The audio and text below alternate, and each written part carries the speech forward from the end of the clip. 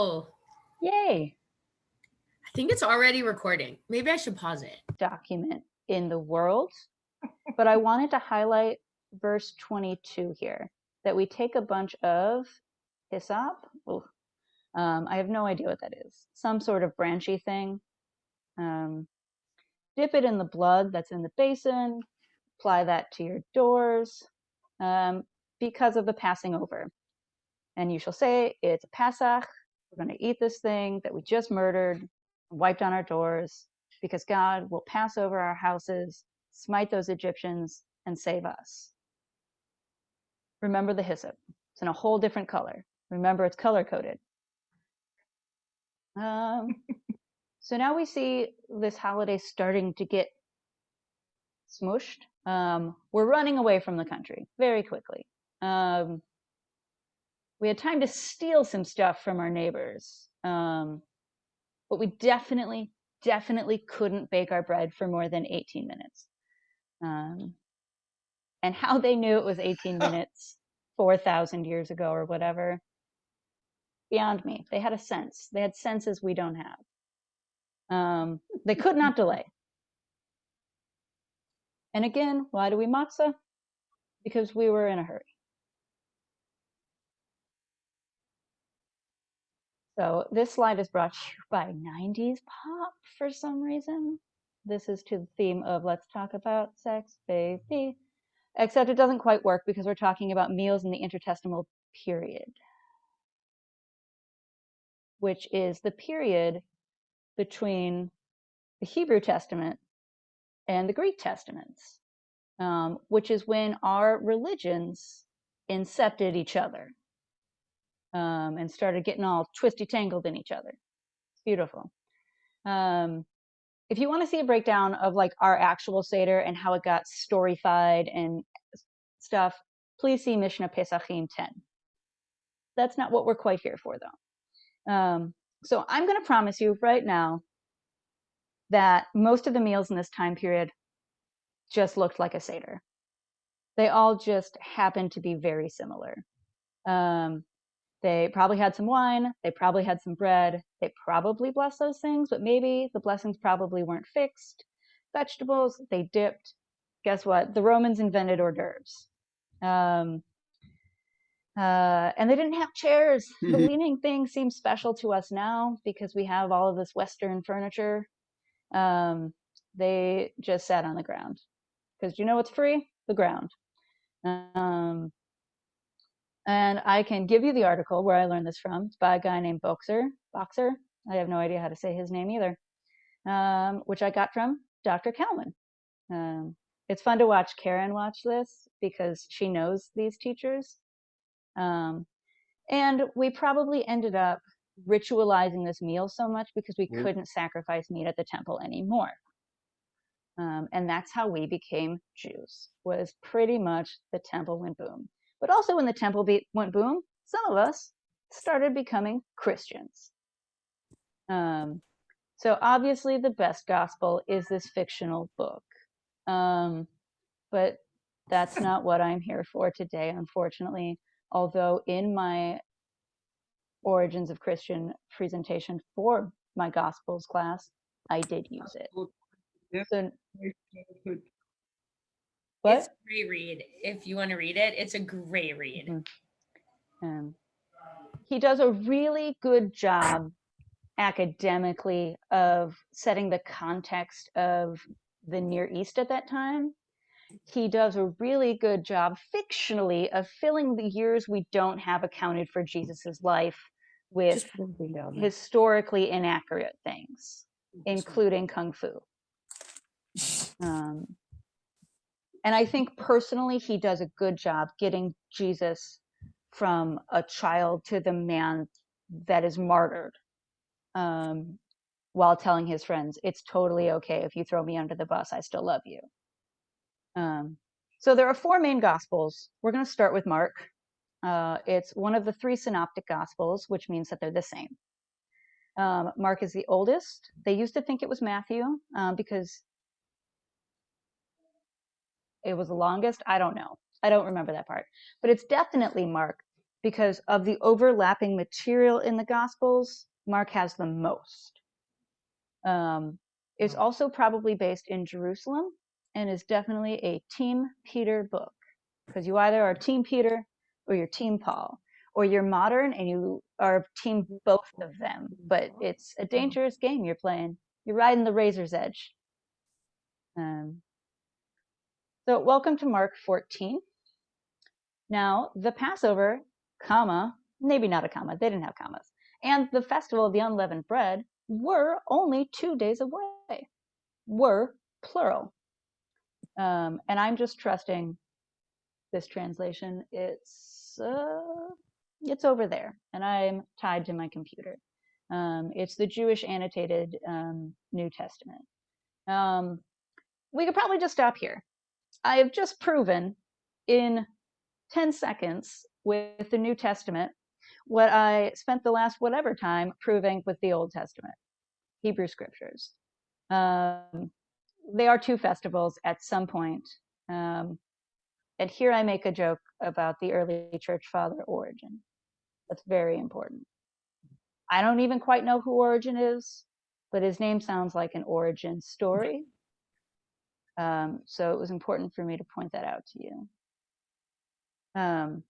But I think we can take this one step further. I don't think it's just that these were two separate festivals before. I think we can see a deeper indication of it in the Gospels. So with your permission, we're going to keep going. We're still in Mark 14. So on the first day of the festival on unleavened bread, when it was customary to sacrifice the Passover lamb, they've already mushed the festivals, but they're not quite sure how the pieces fit together. Crud. Jesus gives his disciples directions to the house. They're going to go prepare for the meal. So he tells them, go to this guy's house. That's where we're going to have this festive meal. So they prepared the Passover. That means they got the meat or whatever they could as a group afford and set up the festive meal together.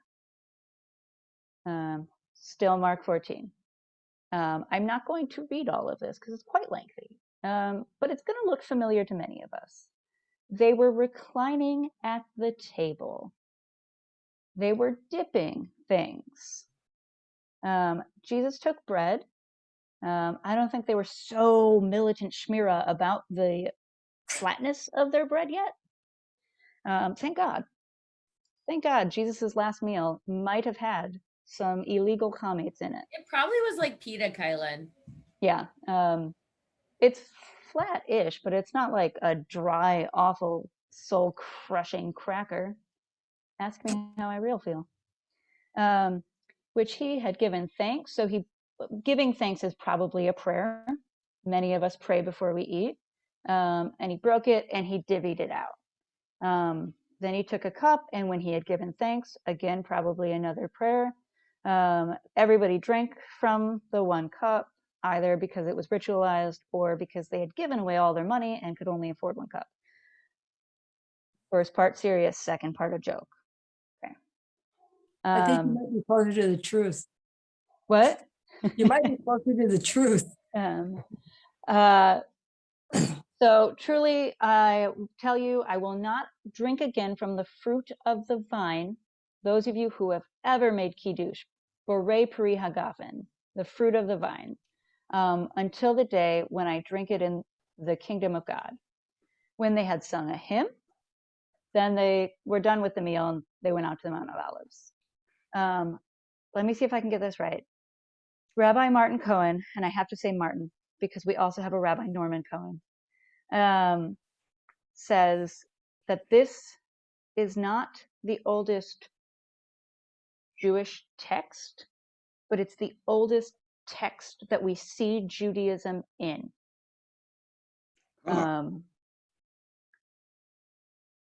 These men are all Jews. There's no more to it than that.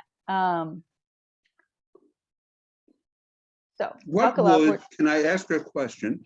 Sure. What would matzah have been called other than bread at the time? Matzah, but also bread. So it would have been called, even what we know as matzah at that time of year may have still been called bread. Yeah, they ate matzah all year long, just only exclusively during this holiday. Okay, so bread could have referred to matzah. Yeah, at any given time. The bread they have could have just been any bread. Okay, but during thank that you. 1 week, There you go. all of the bread was matzah. Whoa, high school math is coming back to me. It works in one way, but not in the other. Good. All right. So buckle up. We're done with Mark. We're whiplashing you into John. Gospel hazeh. What is different about this gospel from the other three? John, he's a wild card. It was probably written in Alexandria for a diaspora audience. Still Jews, maybe half a centimeter closer to proto-Christians. It has very little details about holidays, either because they knew them like the back of their hand or because they cared a little less because they were living in diaspora, playing it wild and loose. It's very critical of Jews, which you'll hear either from anti-Semitic people using the New Testament to be anti-Semites, or you'll hear from Jews complaining that the New Testament is anti-Semitic. But Jews in the Gospels means Judeans. So it's a regional rivalry. Probably not anti-Semitism because, again, they're Jews. It's the Greekest of the Gospels. It blends proto-Christianity with ideas from philosophy, like the Logos. He is the Word is the abstract. More Greek philosophy that I've been taught a lot of times, but let's keep talking about this. I couldn't find my notes when I made this line, but I'm pretty sure he's Team Paul. I'm basing that on the diaspora narrative, because Paul got around. So we're in John 13. Paul was dead by the time John was written. Before the festival of Passover, Jesus knew that his hour had come to depart from this world and go to the Father. I can't highlight enough that he loved his own who were in the world, and he loved them to the end. I have to say, if I were about to be martyred and my friends were turning on me, I might say some not nice things to them. But he loves them right to the end. He's just cooler than me. What can I say? So they also do some dipping of things at a meal without chairs. And that's when he calls out Judas, calls him out. Because Judas is going to Judas. He can't help it. Miley Cyrus can't stop, won't stop, and neither will Judas. I don't know how my Miley Cyrus jokes are landing. But then Jesus got up from the table, where we get no details about the normal non-holiday, because it is before the holiday meal that they had. This one's different. So we're in the middle of the Passion. I'm going to skip some of the details and focus on our thesis and the coming redemption. But it's not a good time for Jesus. So a jar full of sour wine was standing there. So they put a sponge full of the wine on a branch of hyssop and held it to his mouth. Now, if you'll recall earlier, I highlighted this in Exodus. And here we have marked Jesus before Passover with a red liquid with a hyssop branch. The men experiencing this and whoever wrote it and copied it along all knew their Exodus. And so take it however you want. Either it's a miraculous, almost prophetic throwback to Exodus, just as it happened. It was edited in, if you want to put on your academic hat. All of those things are true enough, but it's definitely a direct Wikipedia link to Exodus. But which part of Exodus? the Passover part of Exodus, not the matzah part of Exodus. Jesus at the Seder in Mark sort of blends the two, but here, there's no Seder. It was the day of the preparation, the day before the Seder. And the Jews did not want the bodies left on the cross during the Sabbath, especially because that Sabbath was a day of great solemnity. As if this whole university series night wasn't a biblical conspiracy enough for you, I'm going to throw another one in that I haven't looked up because I just threw it in while making this slide, that the Sabbath could be the day we get off because it's Passover 1. It could also be Saturday. I didn't take calendar because there's only so many hours in a day, and there are teachers I was avoiding and teachers I wasn't avoiding. So there's a theory that all of the Jewish holidays used to be on a fixed day, the same way that Easter is always on Sunday. So Passover is theoretically on Saturday, not on Saturday. And then I make a conspiracy theory, which is a movie with Mel Gibson, but Passion's also a movie with Mel Gibson. Charlene knows that my number one rule about teaching is that I think I'm funny. So, spoiler alert, this is my main thesis. That not only was the Gospel of Mark aware that Pesach and Matzah used to be different celebrations, but that the different Gospels highlight the different celebrations. Because in the Synoptic Gospels, Jesus is not the Passover sacrifice. He eats the Passover sacrifice at the Seder with his friends. In the Gospel of John, they prepare for Passover, and then he is sacrificed on the preparation. So here are my proofs. For Pesach, it's the killing / redemption of the firstborn. And you see it later, like Jews will ransom their firstborns. It gets pulled into Levitical laws about sending your child to serve. It's called a pidyon haben, if anybody recognizes that term. That's what it's called. I called it pigeon haben the other day and couldn't figure it out. And then I couldn't come up with the word ransom. I was like, when you buy a hostage, we're all feeling Zoom brain, right? We all have the Zoom brain. So we can prove that Passover is its own thing because it had plenty of prep time. It had a fortnight of holding on to your favorite lamb, guarding it, feeding it. What were you going to do with it anyways? I don't know. And in the Gospel of John, it's clearly before the holiday. They mark Jesus with hyssop as if he is the sacrifice. He's also, to the best of my knowledge, God and or Mary's firstborn. So he's the son that would need to be redeemed. Here on the matzah side, and you can see the color coding, very proud of that. The miracle is the parting of the sea because we were running away quickly. We are having hasty flatbreads. This is the Synoptic Gospels. We just use Mark. There are 2 others. If you need more Gospels, they've got plenty. And those are just the ones that made the cut. They have a big old meal together, festival unleavened bread, Passover, all the apostles sitting together. I think it's made some pretty good artwork.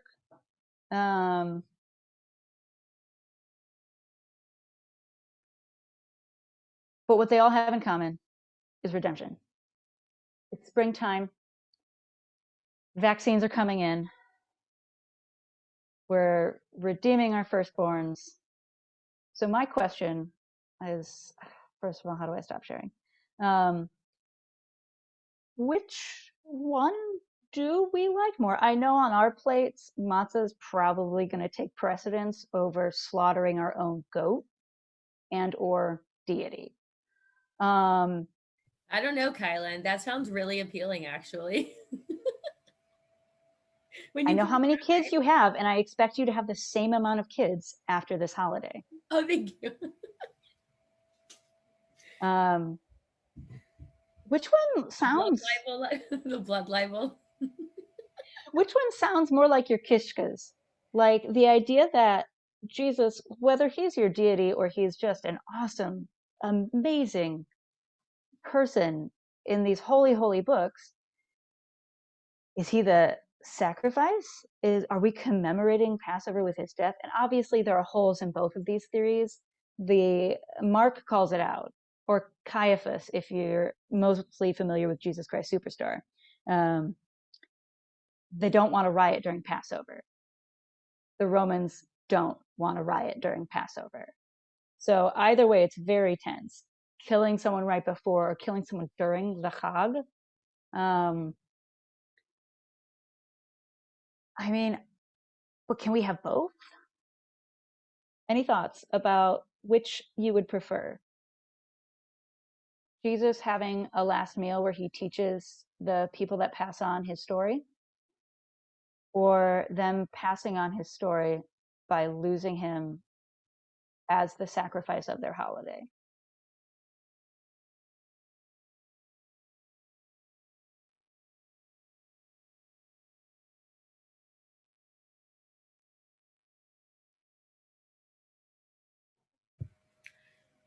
As a Jewish person, do you think Jesus would be comfortable with that framing?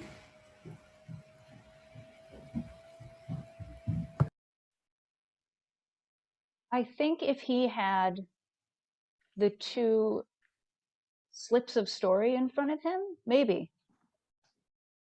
Because they're very different stories. And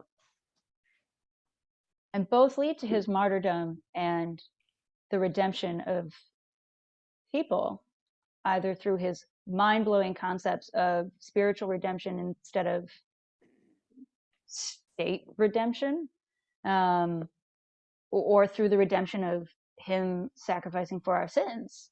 But in one of them, he's the sacrifice of the holiday, and in the other one, he celebrates the holiday one last time. Why can't he be both? Why do you have to choose between the two?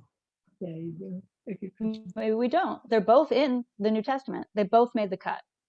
At some point, someone, maybe Origen, I don't know, read both of those stories and said, we're keeping them both. The same way we read whatever story saved us from the angel of death and whatever story ran us to the edge of the water in Egypt, and said we got to keep them both.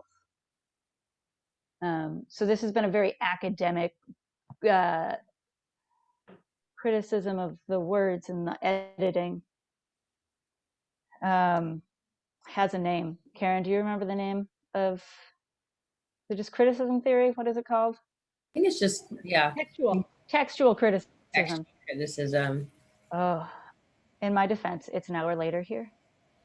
I think to me, what's interesting is something totally different. As we're sitting here discussing that the authorities were concerned about a riot happening, our legislature, as we sit here literally today, began a new session where it's looking to pass a law limiting, adding extra penalties for protesting on a highway and blocking traffic, which I have been a part of a number of times, but which is a common way that we protest today. So it's not like a new concept that people get angry and want to protest when they're not being treated well. This goes back and throws it in the face of those legislators that this is Old Testament. We're just living out the Old Testament when we're closing down a highway. Gail and Noreen, I am so deeply impressed that you knew how to push that hand button. Oh, stop it. Just stop. I don't know how She to was get just rid of telling it. me to stop. She wasn't agreeing. No, She was saying that's, stop. it's just the thing, and I have no idea how the heck to get rid of it, but It goes away on its own, I think. I wish. I will tell you what happened. Oy, oy, oy, oy, oy. You're back. we're using the phone because my computer's not working tonight, because, it's Michigan. I think from a Christian point of view, and as for the repercussions of which stories that you follow is really important. So for example, if you think that Jesus is the sacrificial lamb and died for your sins, you get once saved, always saved, and you get evangelical Christianity out of it. If you read the other three, Mark, Matthew, and Luke, what you get is someone who is willing to die because to love is the only option. And because of that, you get a different practical theology out of that, right? And that is the Great Commission, which is, that's Hillel, that's old school. That's don't do to others what you don't want to be done.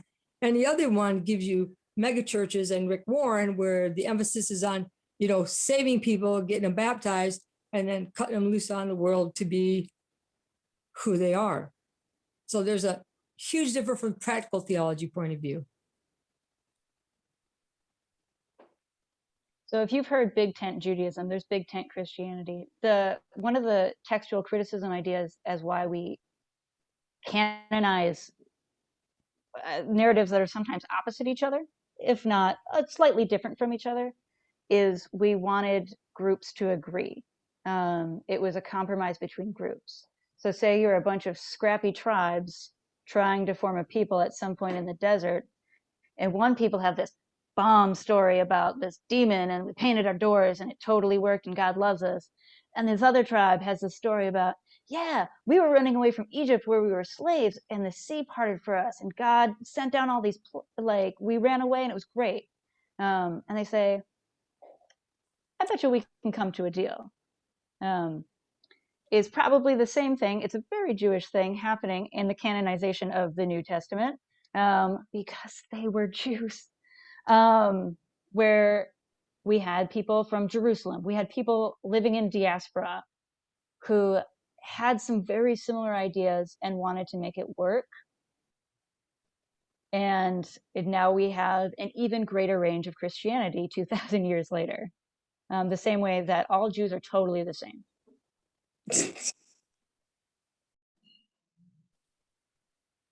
The Jews in Park Slope, Brooklyn are the same as the Jews in Crown Heights, are the same as the Jews in Borough, whatever the one is to the south of me,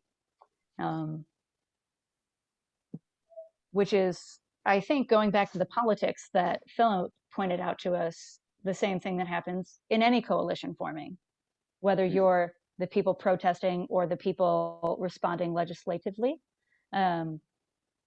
where you have to build that Venn diagram of what you think works. And ideally, we're all building Venn diagrams of love and redemption. Let me ask you a question. So we have these two narratives that are already sort of put together, right? Like our Exodus story is already a meshing of cultures. So that's sort of already in our history for then other Jews to come along and take that and mash it up again, essentially. So maybe that's part of the, does it have to be one or the other, or can we just keep reinventing it in some ways? I don't know. And I think during the intertestamental period, that's what happens. There's hundreds of years where the difference between proto-rabbinic Jew and proto-Christian doesn't exist. It doesn't exist.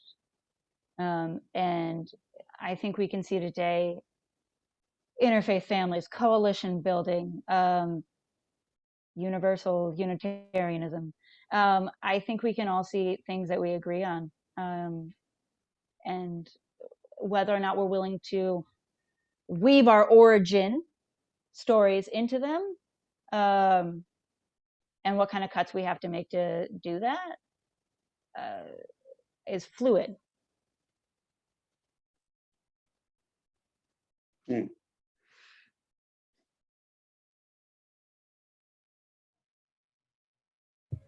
So do you think there's an underlying lesson here that we No. Yes. I mean, like, you're about to be ordained. Like, do you think other faiths are looking for these commonalities, or like kind of having these discussions about like how did we get here and how does this make sense to us? 100%. I've been blessed at my time at New York's campus. Karen went to Cincy. I did a year's hard time in Cincy and never looked back. HUC has 4 campuses, by the way. I've done interfaith activism as a class, and my CPE, I was the oddball out. It was me, 2 Greek Orthodox Christians, Catholic priest, and a Pentecostal apostolic guy. The range of sifting any tradition is doing varies, but all of the traditions are doing that sifting. There's a Muslim community group which rents space at East End Synagogue Temple. I don't remember what it's called. And they're training their own leaders on the DL of various genders. Lots of faiths are reckoning with their own stories. Not all the branches of all the faiths are reckoning with their own stories.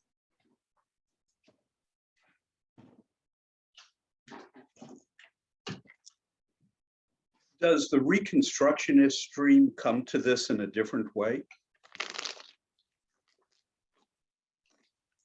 I probably don't know. And what is this? Okay, yeah, I'm not sure what this, it all depends what this is, I guess. Just is it any closer to a Christian concept, I guess is what I was thinking, in any way, shape, or form.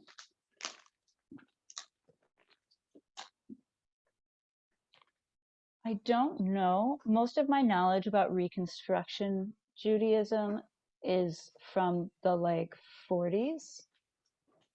So I have no idea what they're doing now. I don't know either exactly what they're doing, but there will be differences just because of their general like theological beliefs and their relationship with God, and maybe the role that God plays or does not play in this story. So I would think that there would definitely be differences. I just don't know if I know enough to like know what they would be. Mm-hmm.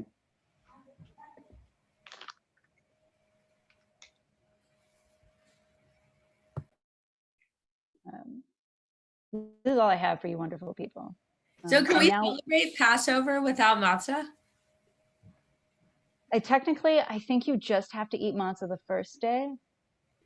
The command, like, there's something somewhere in our tradition and in my rattled brain where, like, to fulfill the mitzvah, you have to eat matzah one day, but you just have to not eat chametz the other days.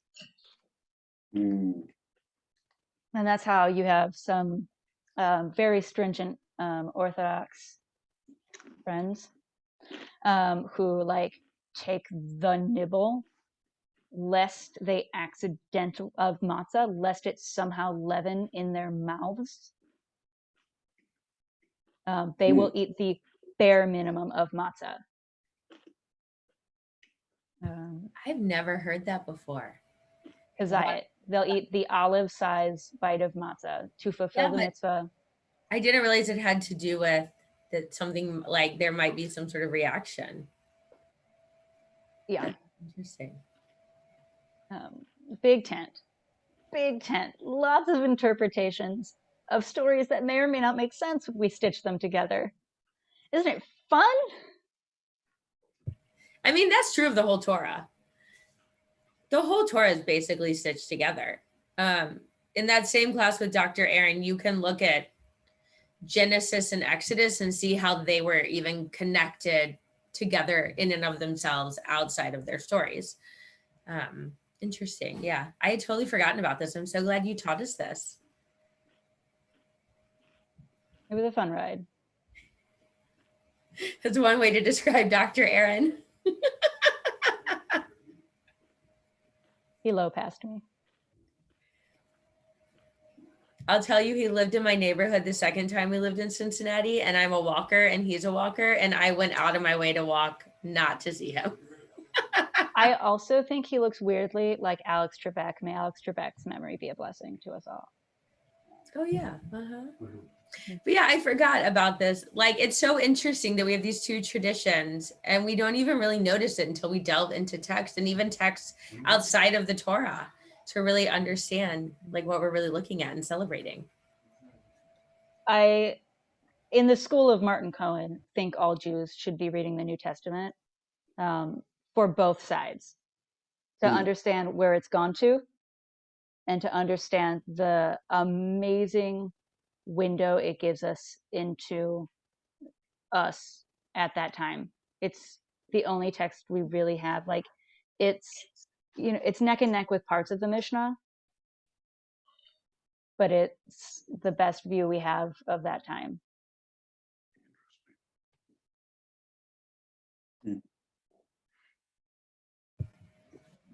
Kylynn, this was awesome. I don't know if there are other questions, but I just want to thank you for teaching us this really like meshing of cultures about Passover, especially because it starts this weekend. And I bet like as we go through the Haggadah, we'll notice things about like these two coming together and how they're really separate. So thank you so much for sharing your wisdom with us. Gail and or Noreen? It's me. Thank you. First of all, it was a blast. I learned some really great stuff that will help me convince people in my church that they need to get over the once saved, always saved set of shenanigans. So I appreciate that. It's 3-1 no, so that's good. Can I ask a completely unrelated question, because I have such expertise at my disposal this evening? Mm-hmm. I am going to teach the 12 minors this summer, and would like to know if you have any resources or references that might help me out.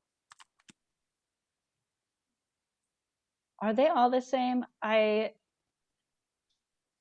know they're definitely not in the same order. Let me get to you offline, and I will give you the paltry amount of things I know about the prophets. This also just came out. I don't know if you can buy just, do you know about this, Kylynn? Is that Alter's book? Altar. It should be in here. Mm-hmm. This is great. I clearly have not read it all. It just came out and there's a lot of books, but we got it because it's probably one of the best like commentary. Okay, because I mean, when I am working in the Hebrew scriptures, I like to use as many sources that are not Christian as possible to give a perspective to people. And I thought this was a lovely place to start. I think that's wonderful. I also will say that we don't have a whole lot of great like books out there. There's just not a whole lot of great resources. There's a lot of good stuff on Torah. There's a great website, actually. I can put it in the chat for you. It's Sefaria.org, and you can find any text on there and click on any verse, and it'll give you all the Jewish commentary for that verse. Oh, wow. Now, some of it's going to be in Hebrew, so you kind of have to go through it, but it's only because they haven't translated it all yet. Right. But that's like a great free resource online that will have the Torah and everything, all the Jewish texts. That's really cool. Thank you. I appreciate it. The only caveat, which really matters to none of us, and I say that as someone who's about to graduate from rabbinical school, is that it's free because of manuscripts, and some of the translation is just free open source. It's fine. We donate to them. It's fine. I appreciate it. Thank you. 100% fine. Everybody should use Safari all the time. I think, Philip, did you have your hand raised? Somebody else did. No? Okay. Other questions? I've enjoyed this. This has been wonderful. Thank you, Kylynn. Oh, good. We're going to miss you, Kylynn. You should all know Kylynn and her wife are moving to Vancouver. June? July, probably June. June, because she starts July. July We 1. should mid-June. Okay. Yay. But we can still do the Zoom, Kylynn. We'll still Zoom you and Luna. Yes. We Luna could is his also dog. take a road trip. You are also So welcome. busy. Ooh, Rob, you have a guest room? We'll have rooms. Yay! What a great city. I think several of you have been in my bathroom at this point. It's Ah. fine. Yeah, but we're very excited for you and Shani. That's so wonderful. And we're really going to miss you. And we have loved learning from you and having you share your wisdom with us in so many different CRC areas throughout the year. Working at CRC has really ruined me for other congregations because they let me do whatever I want. Good. Well, we hope to retain you in some way, shape, or form. Absolutely. I know Charlene feels the same way. You should all I know also definitely that do. Kylynn was super instrumental in our camp last summer when we did Machane Zoom. And she's been working all year with me as on the Interfaith Wild grant that we get from the Federation here in St. Louis that provides us with programming. So she's done amazing, amazing things. You should all know that. We've been really lucky to have her. Yes. I would categorize them as okay, in case you were wondering. We all love you and we're going to raise you up. Don't oversell this. Thank you all for coming to this Really madness. love you. Yeah. Thank you for your knowledge and your questions and your presence. And happy holidays. War on Christmas continues in the spring. Happy holidays. They don't have but that also in this Canada. this is a great year if you want to break Passover and Lent with your friends and a bunch of donuts. Because Easter's at the last day of Passover if you celebrate 8 days. So you can do them together and neither of you has to wait like a couple of days for the other one. That's very cool. Although no fish fry for us on Friday. Sorry.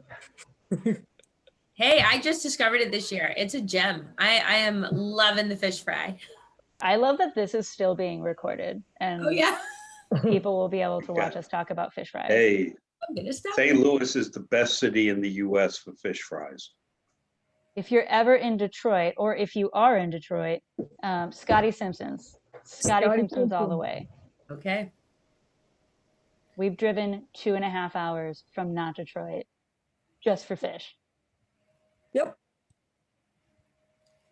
I'm gonna have to try that at some point. Because I also got spoiled in the Upper Peninsula with the fresh smoked fish that comes right out of the lake. Whitefish. Yeah. You've lived in some good places, Kylynn. Food is good. We should all go eat things now. Mm-hmm. Yeah, get it in before Passover. Okay. Carb loading. Ooh, Yeah, I already planned my break fast, even though Passover hasn't technically started yet. But I want to break on ramen. So I'm ready. Kylynn, you haven't planned yours yet? On ramen? Is that what you said? Yeah, I said ramen, like those wheat noodles in the soup. Okay, all right. You do you. Mine's going to be probably Guinness. Oh. Not to be a walking stereotype. I'm Irish, by the way. I had, that's a good one. And cereal. What do you even eat for breakfast? During Passover? Matzah brie. We eat matzah with cinnamon and butter. Like cinnamon toast, but matzah toast. I don't know. The cereal's pretty yucky, so don't go that route. The matzah brie is rocks. Oh, I soak my matzah brie in coffee instead of water. Really? If you're looking to mix it up. Okay. Everybody feel ready for Passover? And or Easter. Are you ready for Easter, Gail? Easter's the only holiday I like. The rest of the holy days they could let go of. Not a fan of Christmas. That's a load of malarkey. But Easter I like. Are you ready? Do you like? Yes, I have to get through Holy Week first. Yeah. Yes. And that is Holy Thursday because the calendars off between the Gospels? Monday, Thursday. See, this is an interesting thing, and I get to talk about this year now too, because Monday, Thursday is traditionally when Christians would co-opt Passover, right? Or they would do a foot washing, and then on Good Friday to do the whole set of crucifixion, whatever's. And so this year, I could say, like, normally we would do, like we did in Green Bay, we would have someone Jewish come in and lead a Seder for us. And I could say now, well, if that's the deal, then Jesus isn't the Passover lamb. So let's reconsider some things. You know, what's funny with CRC, I used to lead for Trinity Episcopal Church. Yeah. We were doing the foot cleansing on Monday, Thursday for the homeless. And we got them new socks, new shoes, took care. But because of the pandemic, we have to cancel it, which, the second year now that we're not going to do it. Yeah, that's really awesome. Yeah. CRC is good at Venn diagrams of co-working. We also have a really close relationship with Trinity. Yeah. We partner with them on all kinds of things. They're like right around the corner from us. Goes back 30 years, actually. Yeah, because we used to be in their space, right? Not in Trinity. Not No. Trinity. Okay. The one across the street. Yeah, right. They're So, doing- but see, the Jewish-Christian relationship begins right after Easter, when you take all those hard-boiled eggs that the kids found into sliced egg sandwiches on challah with some egg, that becomes the Jewish post-Easter. It's not going to work this year, Philip. Passover's first. Oh, well. I love that. And you can't have the challah bread on Passover. Well, that's why it had to be poster. Yeah. Yeah. Matzah for everyone. Sliced egg doesn't taste as good on matzah. Nothing Those does. things don't taste as good on matzah. Yeah. Bread Nothing does. of affliction. Oh, you should try Daniel's bread. I have. It's He has to eat disgusting. like gross matzah because he's gluten free, and so he can't just eat like matzah. He has to eat like really gross matzah. And not only is it $40 a box, but it is the bread of affliction. Like, it is so bad. You should just eat the box. It's pretty much. My husband is Christian and he loves matzah. He loves this time of year. Yeah. Regular matzah or the egg matzah or the whole wheat matzah? Any The of it. onion, the onion matzah. Any of it. There are types of matzah. No, I'm kidding. Or we can all go to Berry Cohen's. matzah. Or Phil, you know what we can do? We can go to Cohen's and get the rolls, the matzah rolls. Ugh. I know. There was a funny picture going around of some grocery store selling salt water for Passover. Like containers of salt water for $3. Capitalism's stupid. Sounds like Yeah. holy water. It's the miracle water, You'll get a $10,000 check if you order it from this guy. Probably slightly flavored with different fruits. Yeah, really. Infused with parsley. Mm. Okay, this has been lovely being with you all. Thank you. Goes to bed. Kylynn, thank you. Rabbi Kylynn, thank you. It has been a pleasure as always. Always. And Thank I'll talk y'all. to you later. Bye-bye.